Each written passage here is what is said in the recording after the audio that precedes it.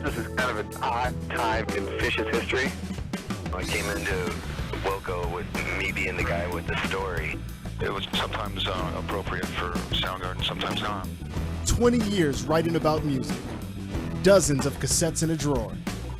Get ready for conversations that time nearly forgot. Dave's Old Interview Tapes. Hi, I'm Indianapolis Star reporter Dave Lindquist, and welcome to Dave's Old Interview Tapes, a podcast that digs up musical conversations from an era when Korn was a massive band and high-fructose corn syrup was a minor problem. Today's episode revisits a 1998 interview with John Fogerty, the Rock and Roll Hall of Famer who sold millions of albums with Creedence Clearwater Revival and as a solo artist. We'll hear John talk about playing rock concerts in the 1960s.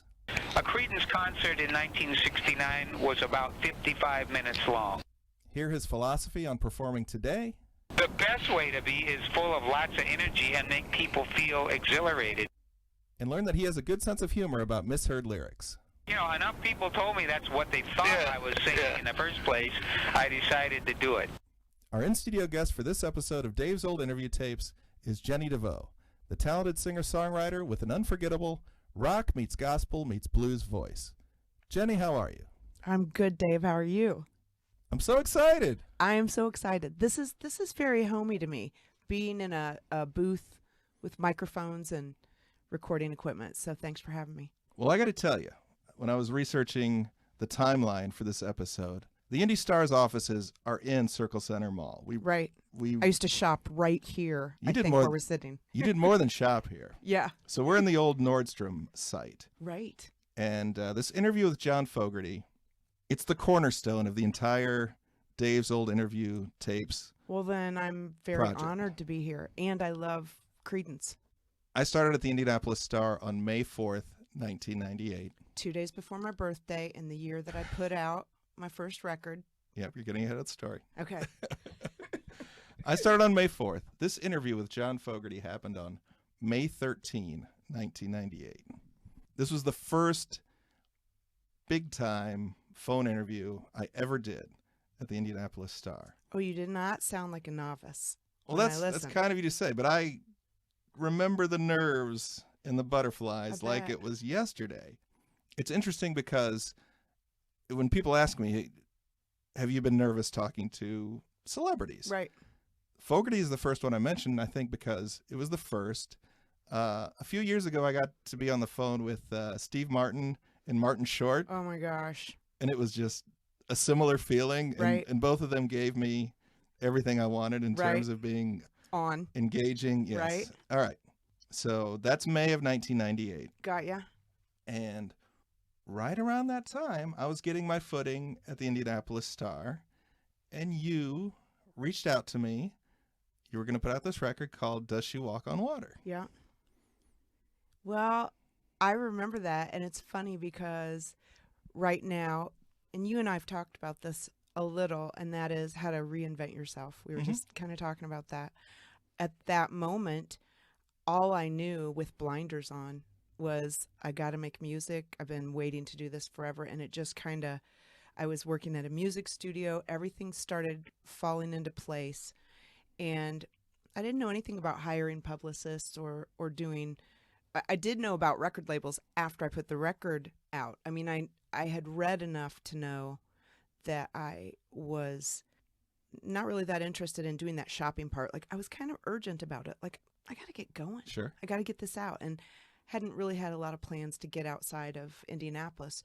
But my record sonically with the engineer that I used was just up to that level, was great. And I was like, found out who you were, called you and sent you the record. And just to me, like when I think back, it's like I'm glad I was kind of naive about the process because a lot of people just have somebody else do that for them. Right.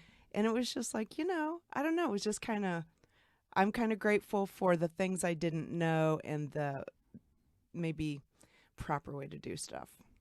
What kills me is, okay, here's a musician in this town where I just moved, and you're nudging me as a person should. I mean, you were proud of that recording. I was. And like you were just talking about, if an independent musician can make a record that sounds like a big time record, right?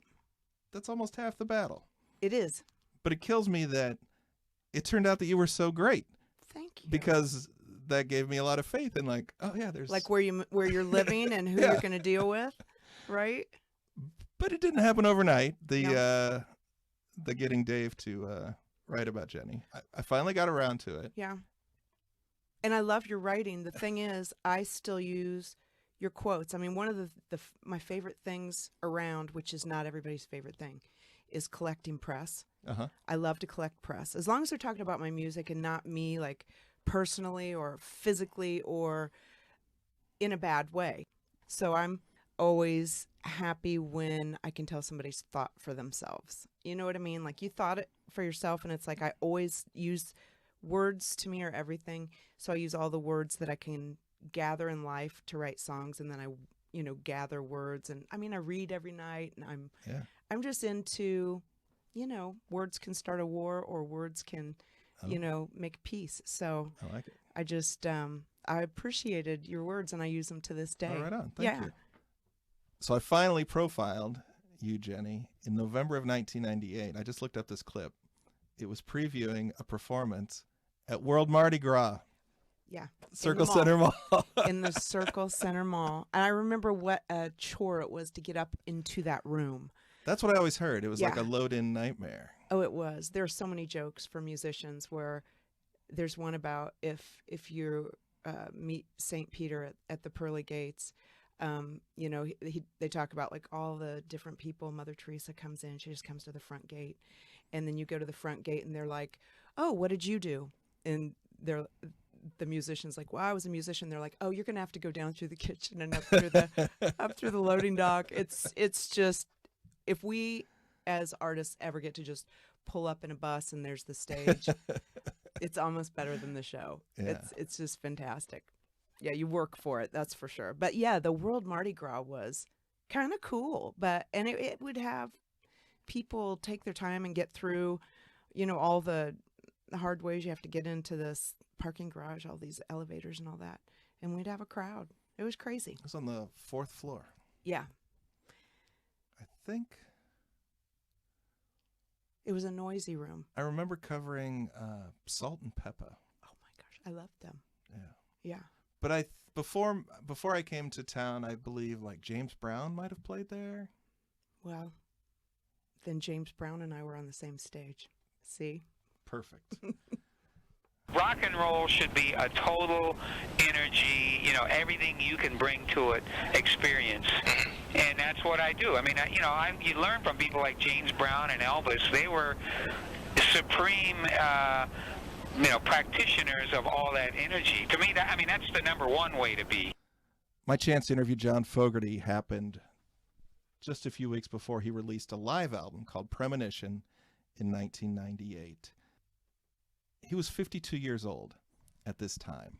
And it's so funny to me to think about myself 21 years ago and my perception of what a 52-year-old man was. Right. I covered Jeff Tweedy last night, who's 51. Right. And it's just, people are younger today, right?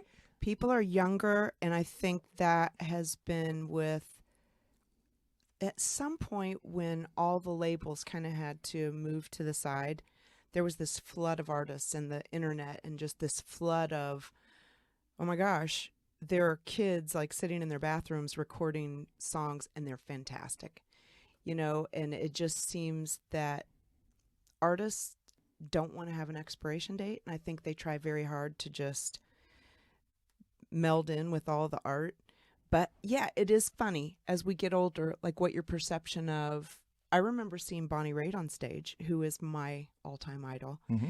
And I remember she just announced right to the crowd. She's like, I'm 52 today. And it was like, you're 52, you're Bonnie Raitt. Like, you're just no age. Right. Like, you're just no age. You're just, and even though I heard that then, I've lost track of what her age is because what she does just transcends. Eliminates, it transcends, and that is your best hope. I mean, you just want to keep going, and you can't stay still, although some bands do stay still and just kind of keep doing the same thing. That to me is scary and depressing. So I have a panic about, not being relevant. So I talked to one of my artist friends yesterday, and she's a fantastic fiddle player. And we were talking about being relevant. It really has to do with just, I have to go back to making my first record. You have to put your blinders on and just do it for yourself. One of the things I like to talk about is this paradox of songwriting, that when you write a lyric that's personal, it ends up appealing to more people because every listener, I guess, sees themselves in your personal statement as opposed to a broad statement that doesn't connect because people aren't invested in it. I believe that this is when you write from a personal perspective, that's when you connect.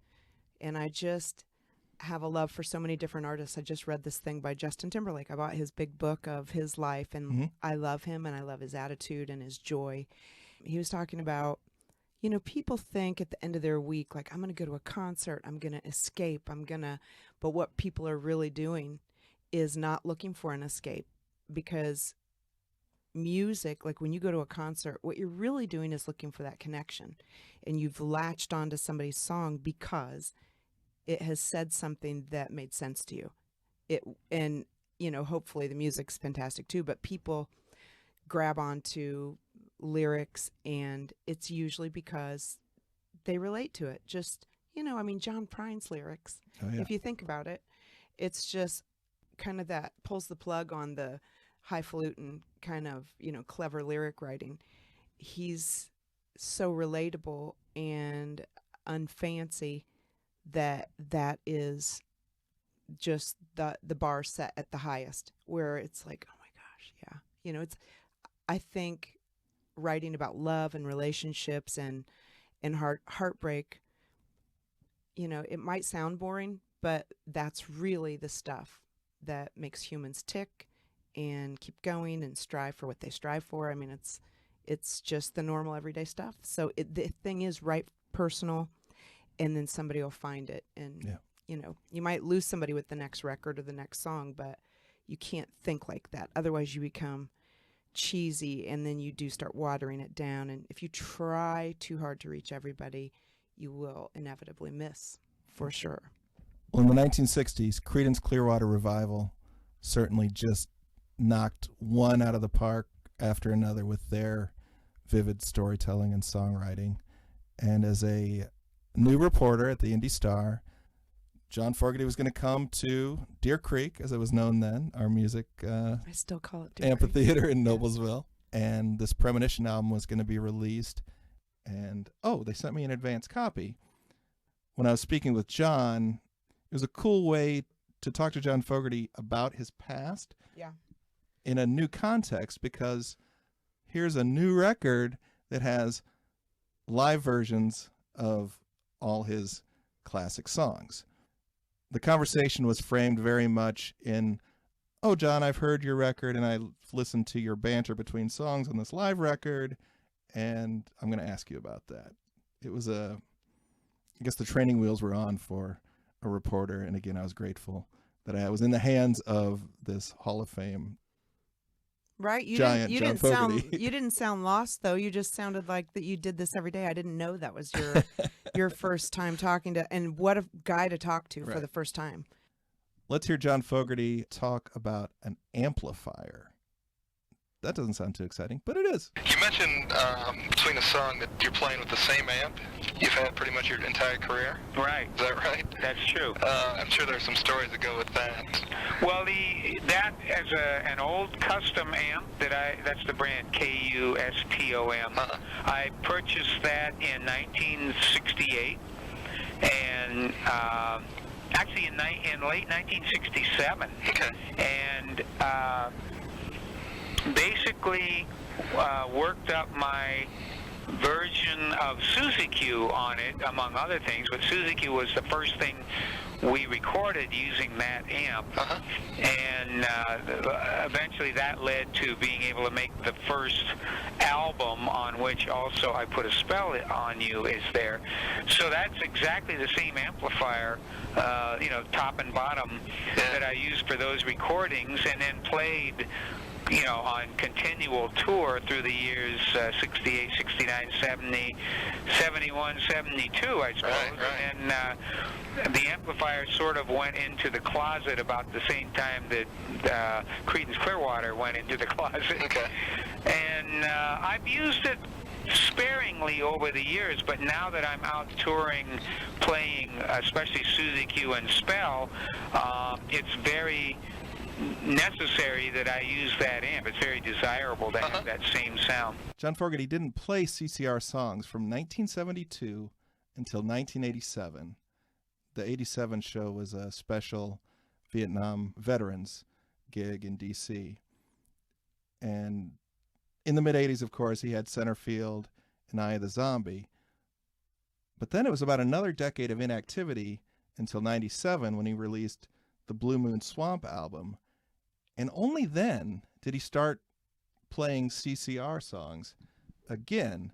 So it's pretty wild that, like he said, he put this amp away and now it's back.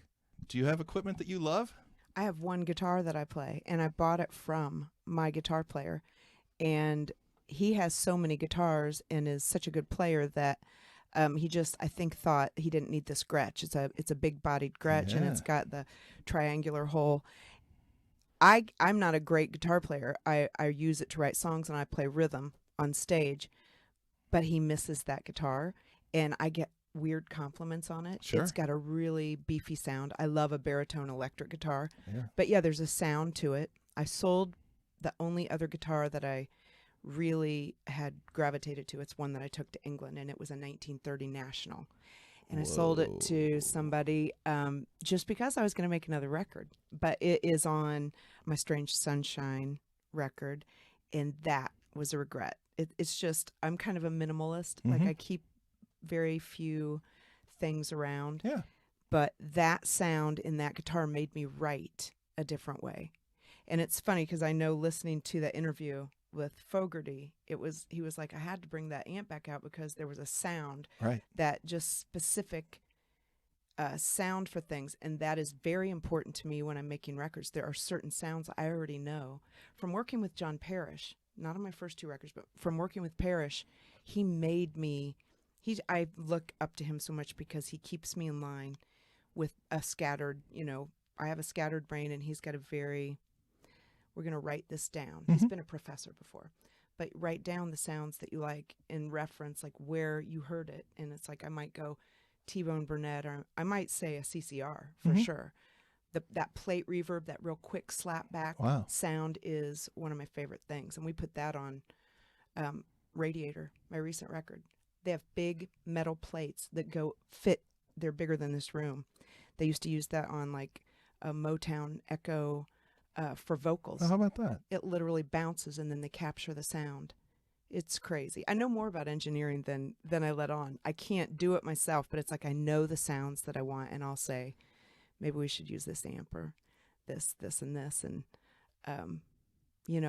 the other thing I've read a lot about recording has been from the Jimmy Page interviews, where he talks about miking John Bonham's drums and stuff. Yeah. As an acoustic instrument, not just like as a thing it's like this has a tone, it makes notes. It's like we have to treat it like an instrument, not just like the beat. Right. So I completely capture the entire wave, not just the hit. Yeah, absolutely. Absolutely. It's just like, Dick Dale had a certain thing that he did with his guitar, and it's like and Link Ray, there are these echoey things. Sure. And I love that about Creedence.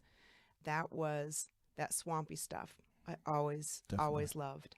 Dudes from Northern California that transported you to the bayou. Yeah, and loved some old swampy movie that just, there's times in your young life where your imagination is like, I imagined this is what I'm going to be. He imagined he was going to be some swampy cowboy and some like southern, and it's like he wasn't, but it didn't matter. Yeah. I think that is a creative mind.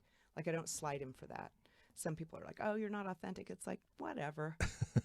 Well, all right. Well, I'm going to say that the Gretsch visually is one of the most aesthetically pleasing guitars. Yeah, it is. Yeah, it's I don't know if you'd call it a sexy guitar, but it is just got like something about it that is comforting. Yeah. Yeah.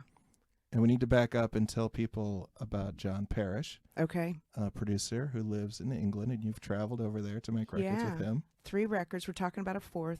He's recorded with a lot of different people, but he's only made multiple records with me and Polly, PJ Harvey, and just a couple other people. And so I'm very grateful just for him, that just this human that came into my life. Yeah. He really saw me as an artist, and I really needed that at that time, you know, because I needed to grow and bust out. And I love going to England to record with him. When people ask me, like, who are your favorite musicians? Because that's a question that people ask me, and it's a hard question. But on my short list, I always mention PJ Harvey. And when you told me that you were going to make a record with John Parrish, I was so... You knew, but I was not so everybody... happy. I know, and I remember that, and I remember you also loving Liz Phair, Yeah. and I remember telling you that I was going to go work with him, and you're like, John Parrish with PJ Harvey? And it's like, yeah. But I didn't know, you know, not everybody reads that deeply into Sure. the liner notes, you know, and that to me is where all the treasures are. Like that's where you find who played what, and then you go find more about them, and then you read more about them, and you're like, ooh, I like his process. Like I remember reading about his process with Tracy Chapman, and I already had the PJ records, but the way he had done the Let It Rain record with Tracy Chapman was so where I needed to be, because I had worked too hard and too long on the first 2 records, and I didn't have the patience for that. And I kind of had this thought, this piece of art, I just want to make it. It's not going to be perfect. I just want to do something, get it done like in a month and go. And he was, you know, we're going to do this. We're all going to be on the spot when we record. We're going to do this. Like you're going to sing, and we're going to keep one of your vocals. So we do the song like 2, 3, tops 4 times. No kidding. That you get good at after performing all the time. So I was like, yeah, that's what I want to do. We might tweak a couple things, but I had guys right beside me playing stuff. So there's not a lot of fixing to do. Perfect segue to when musicians in the 1960s, you made the song together. Elvis, you only had X many tracks on your recorder. Talking to John Fogerty, it was a chance to ask about what live performance was like in those days. Last summer, I talked to Robbie Krieger because he was coming to play the Indiana State Fair. Yeah. He played the Indiana State Fair, and we were talking about amplifiers.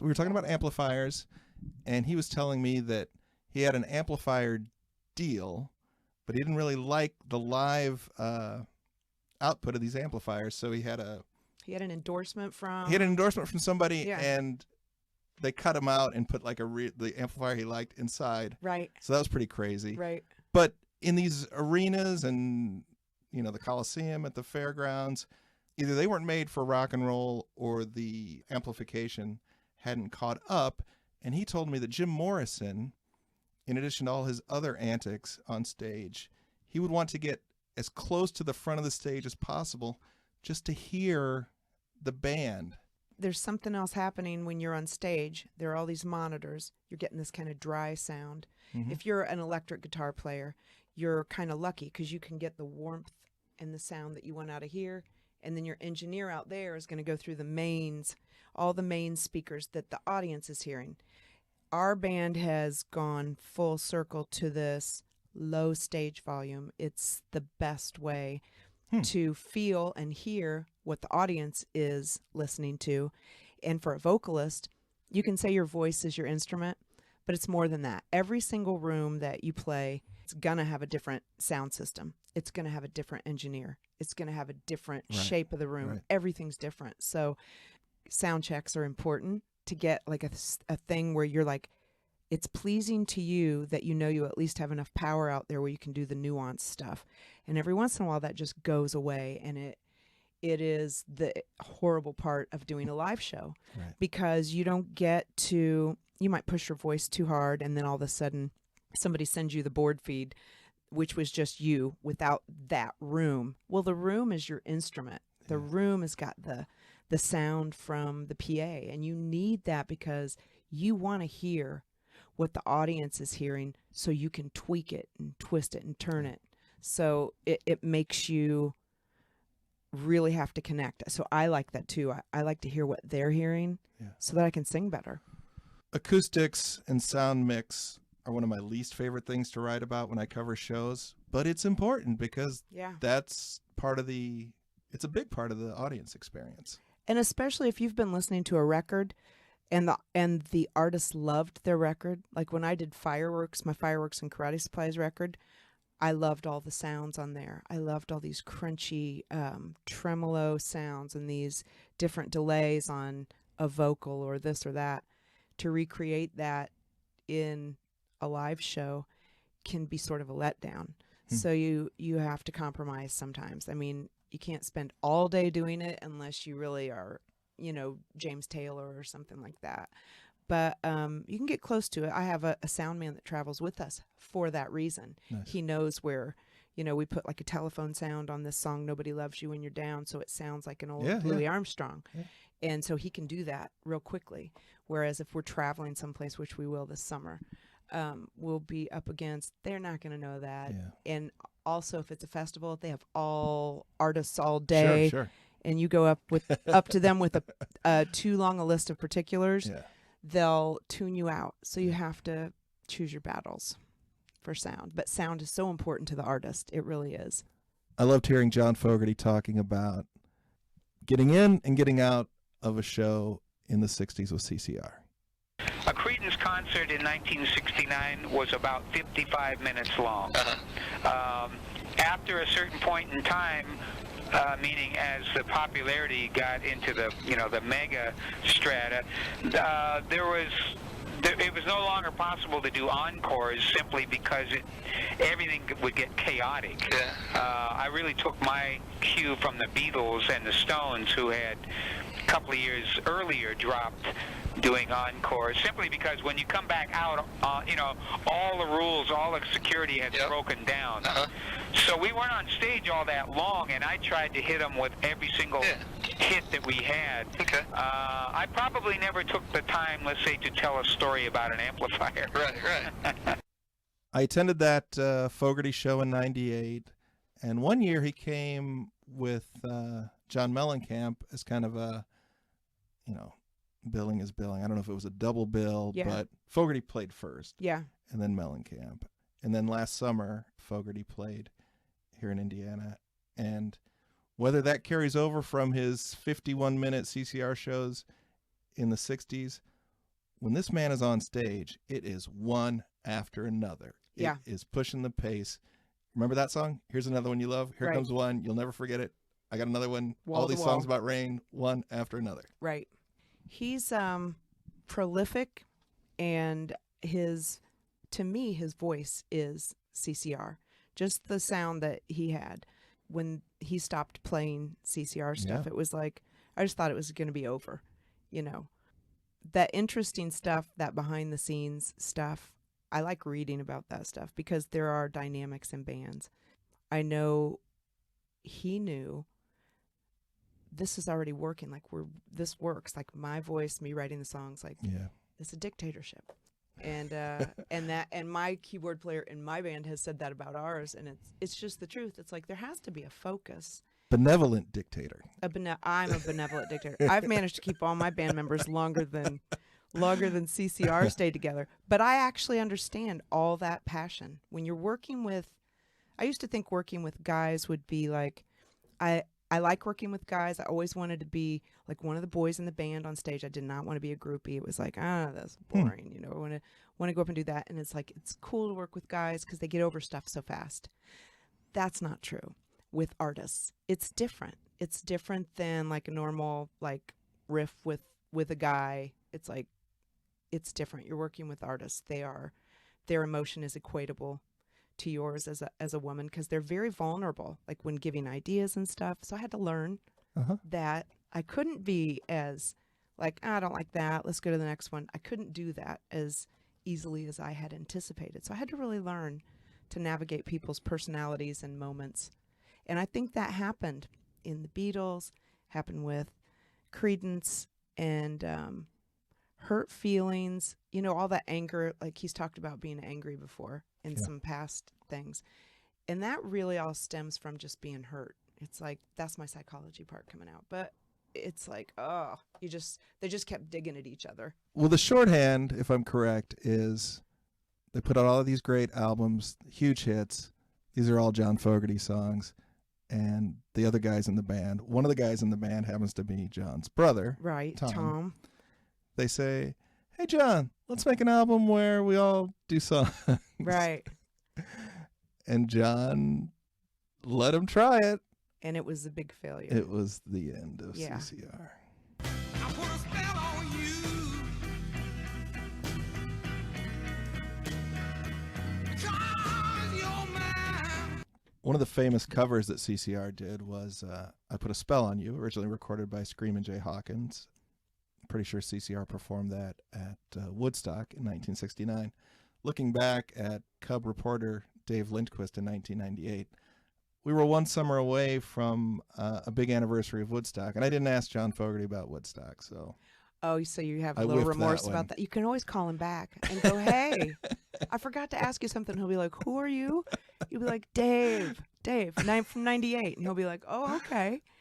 Well, That's I Put a funny. Spell on You is a song we do now. Nice. It's a timeless song. And the best sound was Creedence doing I Put a Spell on You. The motion we do it in is more like Nina Simone. Mm-hmm. But that song is just killer. And they just killed it. I used to think, of course, when you're little and you're listening to that stuff, you're like, oh, that's their song. You don't realize how many other writers are involved in what your people listening to hit songs are doing. It's like, that's not really their song, but it's so cool because they did it. I think I remember in the 80s or the 90s, Fogerty talking about wanting to reclaim CCR songs because someone, mentioned to him that, Proud Mary was a Ike and Tina Turner song. Right, right. And that's what I used to think. I mean, I think I probably heard that first. Let's dig into I Put a Spell on You. Okay. Because you are such a powerful vocalist. When Fogerty does it, again, my context for this interview was the Premonition live album version. It sounds like he has been transported somewhere. It's the song. And he talked a little bit about that. Because you really do alter. You travel somewhere and don't realize until you're back in reality that you've, left. And I don't mean this in any spooky way, like I'm visiting other planets, or, all that out-of-body stuff. Actually, it's kind of like out-of-body. But, I know I'm standing right there, but your consciousness goes... it drifts. You concentrate on the song.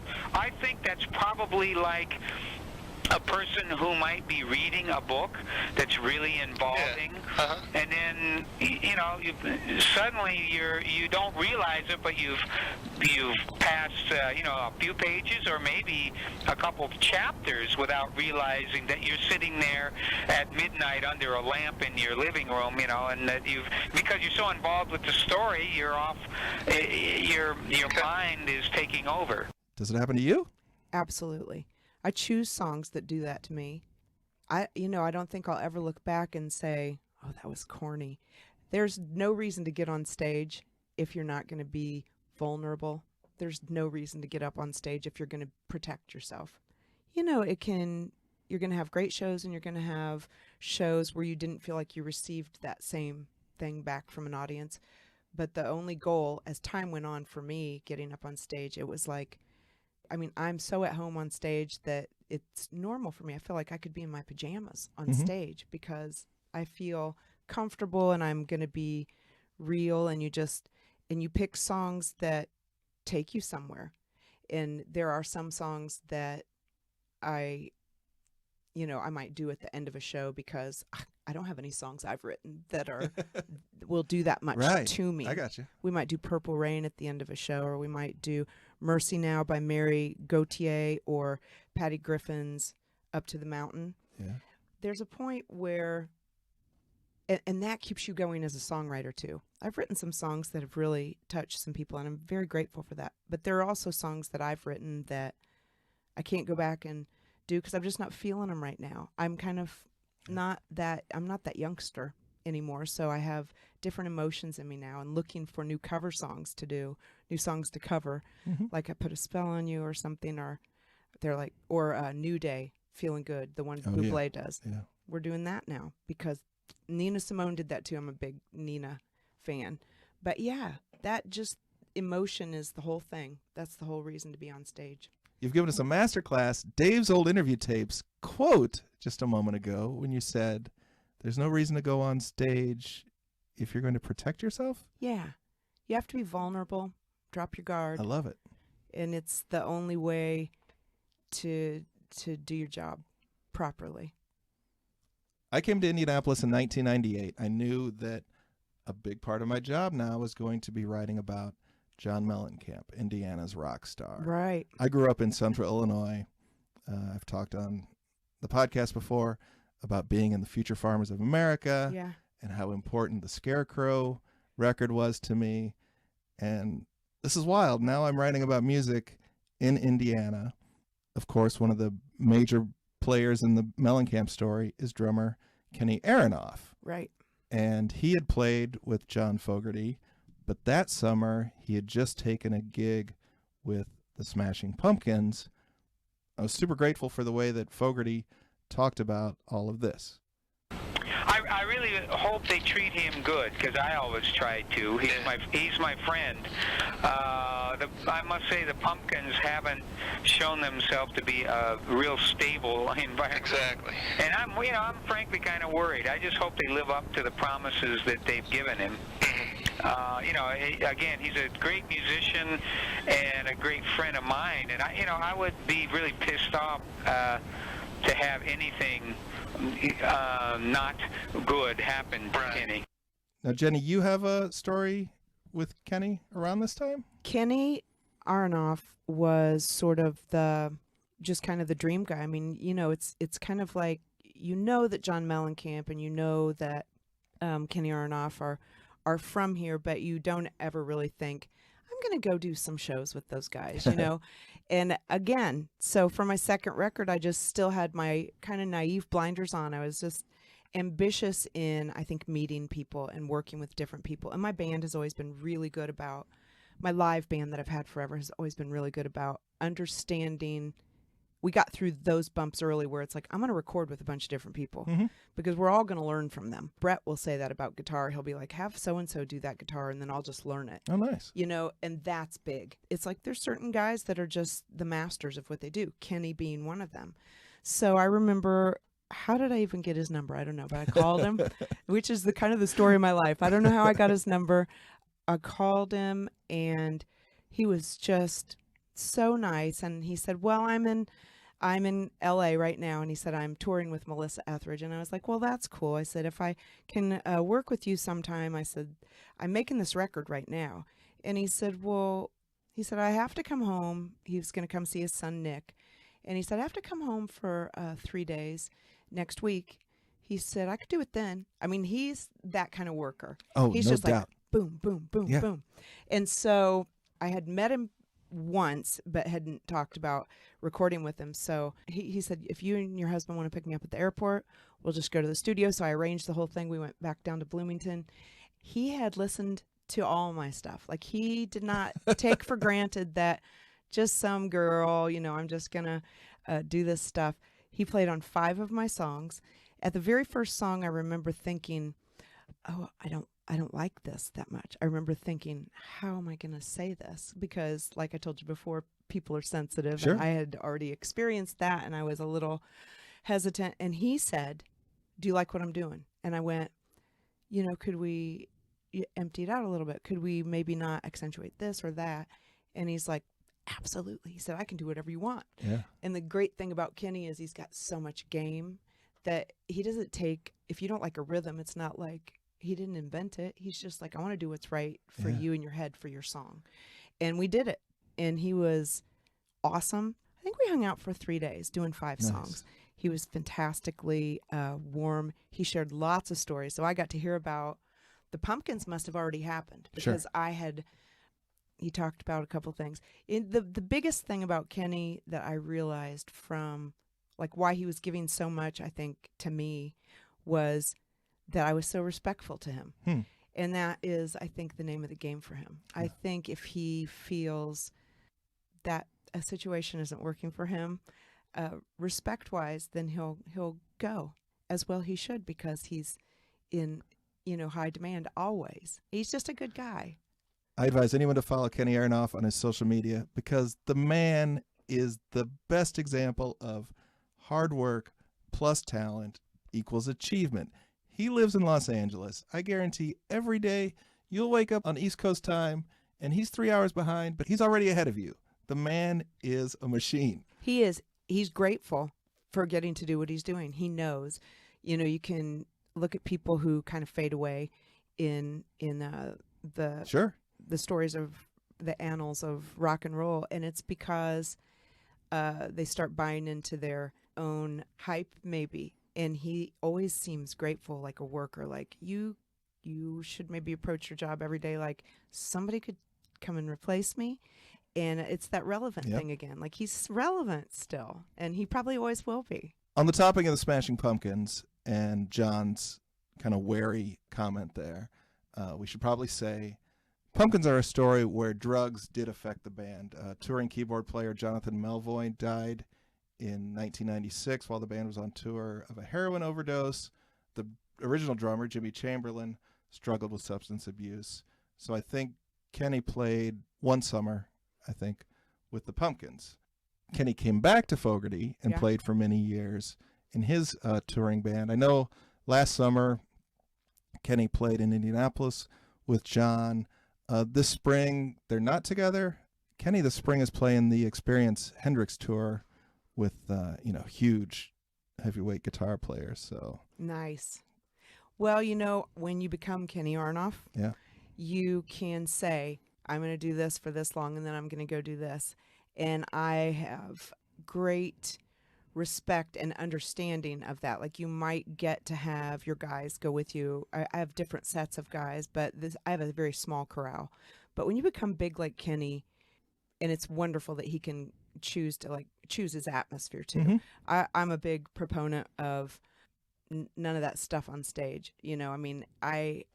There are rare moments like within a year where we might play the Rathskeller where I have a shot of tequila when the show's almost over. But a lot of artists, a lot of comedians, I'm always reading about people's lives, definitely struggle with alcohol and substance abuse. It's just because they're sensitive and easily depressed and, these creative souls definitely struggle sometimes. It's just a real thing. That was my minor in college, was substance abuse counseling, because I, as a creative person, found out I was a super codependent person. So the people I would gravitate to were super fun, but had a lot of problems, so I had to kind of figure out how to change my direction, which I think everybody's grateful for. I'm grateful for it. John Fogerty, never known as a problem with those types of struggles. He did give me a frank comment about fractured relationships, including bandmates, his brother Tom being one, and a record label. My problems have been, most of them have been of a less volatile, well, I don't know how to say it, just different, more sinister, really. Betrayal by friends, betrayal by associates, and a lot of stuff that just holds you down. Believe me, I've wanted to become, or felt like I could use the excuse of becoming a heroin addict over the years, but, it's kind of not my, I don't know, but luckily I avoided that, I suppose. Okay. But you know why? It's probably because I was so angry, I always felt like I had to get up and go punch somebody in the eye if I could just find the right guy to punch. it's funny to be an artist, and I've been kind of protected by being naive, like I told you when I came into the whole scene. And I think I've remained pretty lucky in that the people I've surrounded myself with, for the most part, have had good intentions. However, without any specifics, there have been a couple of reminders that they're out there in the business world of music, which is, rough. It's the worst business in the world. It's the dirtiest business. The comedy business and the music business kind of have always gone hand in hand, that performer thing. And way back when, like in the 50s, the mob would run, rooms. They ran rooms. And so I've been... The artist is always the one who gets taken advantage of. Absolutely, because the artist is naive and the artist is desperate for a stage. And so knowing that, people will definitely go, well, come do this for free. We'll give you exposure. That's the story. So you just have to draw your lines as you get more quote unquote famous. But I, have had a couple of near backstabbings where, like, I had no idea, like, that person would either say something about me like that or try to get or exclude you from stuff. I mean, you can't be lucky all the time. I mean, you definitely in this business have to have a thick skin and at the same time keep yourself vulnerable. It's kind of a weird contradiction because you need to stay open and you don't want to get bitter. With Fogerty, I know he actually admitted, like, there were times he just got angry over the business and bitter. Keeping it simple is going to keep you, and also seeing people coming, that when you get a gut feeling, their intentions might be a little off. You have to trust that. Yeah. So I have good gut instincts that I've overlooked before. And I think that's when you get in trouble, when you're like, I should have listened to myself. I should have listened to my gut. But yeah, that stuff, that betrayal stuff is real. And then sometimes people just resent you having confidence in yourself. Even like, I'm not the best singer in the world, but I love what I do. And I think identifiable now by my voice. And, it's a kind of a challenge just to stay. Well, let's talk about a happy part of John Fogerty's life and also a cool Indiana connection, because in 1991 he married Julie Lebedinsky in Elkhart, and it turns out that he actually met her at a post-show party in Indianapolis. See, Indiana is a wonderful place because the people here are just kind of normal and engaged. She's sweet to me, must be the luckiest man alive. I love the story, though, about John finding Julie here, because she ended up kind of making his life brighter and happier. There's a song on Premonition called Joy of My Life, and on the recording, he does a heartfelt preamble to the song talking about Julie. He told me a little bit more about that. It is my one and only love song. Okay. And I could probably go on talking for, 3 days. I mean, on the record I could have, but it just seemed to me to try and say something quickly. Usually people can grasp it better if it's, short. And I thought I just said kind of how I feel about what love is, because I'm a guy who hasn't really experienced lots of that until later in my life. And love truly is the best thing in this world. If you want to look at, you're a being from somewhere and you come here, as we all do, and you're placed in this world, well, yeah, peppermint ice cream's pretty good, and auto racing's pretty cool, I suppose. But the best thing is love, meaning a love of a man and woman, or parents and a child, or siblings to each other, or friend to friend. I mean, it's just so much better than all the other stuff. And in my kind of mumbling way, that's what I was trying to get across. And that I have found the love of my life, and this is my honor. This is my the song, basically, and the fact that I get to sing it to her every night. That's the way I get to honor that feeling. if you listen closely to Premonition, the great CCR song Bad Moon Rising, in the closing moments of the song, I was pretty sure that I heard John sing, "There's a bathroom on the right," which is funny because that's like one of the most famous misheard lyrics of all time. So there I was, my first big interview, and I went for it, and I asked John if I was hearing the correct thing. Right near the end, and this is the famous misquote of you, do you sing "There's a bathroom on the right"? On the CD that you just got? Yeah. Yes, I do. All right. Yes, I do. Well, it's hard, enough people told me that's what they thought I was singing in the first place. I decided to do it. I love that story because it's funny and it shows that he has a sense of humor. And without your sense of humor, you're just sad. I mean, the sense of humor for a musician, like getting you through the life and just kind of going, oh, that's so funny that people have thought that all this time. So that's funny that he did that. And I get it. I had one lady say to me at a Danville Royal Theater show, I am really touched by the lyric of yours that's "The pigeons in my soul." And I went, thank you.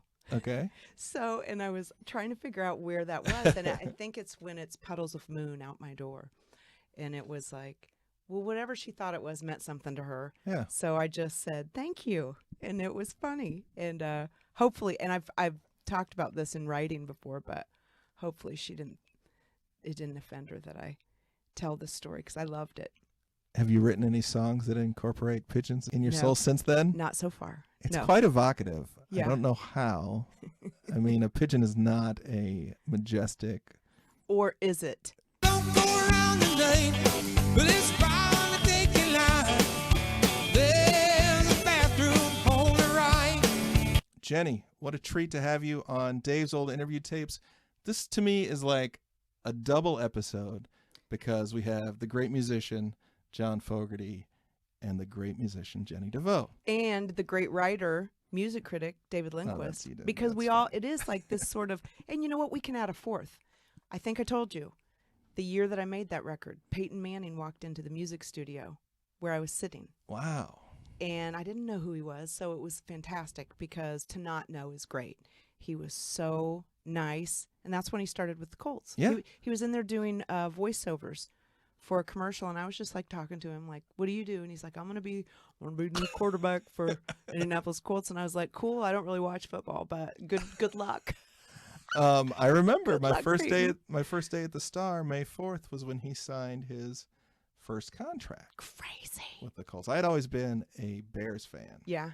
Walter Payton is my all-time favorite professional athlete. And then It was pretty easy to make a transition to become a Colts fan when, With you're him. starting right with Peyton. And it broke my heart when Peyton Manning left, because no matter what, I was just like, I'm a diehard when it comes to that kind of loyalty. It's like, you keep him here, like he built the stadium. And I just, love Luck too, but Peyton I ended up being this just uber fan. All right.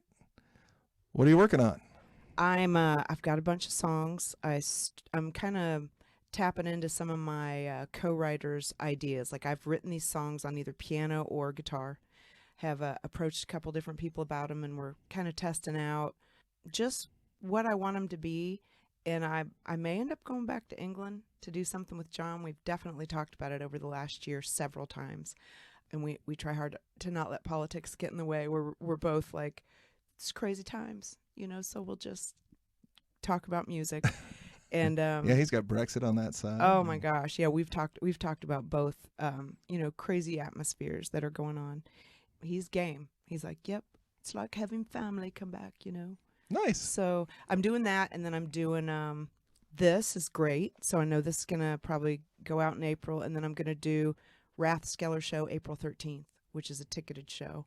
Then I do something in Muncie, and then we have a really good season, like Cool Creek and going out of state again for a couple blues festivals, which I love. But I'll make a record probably in the fall. Nice.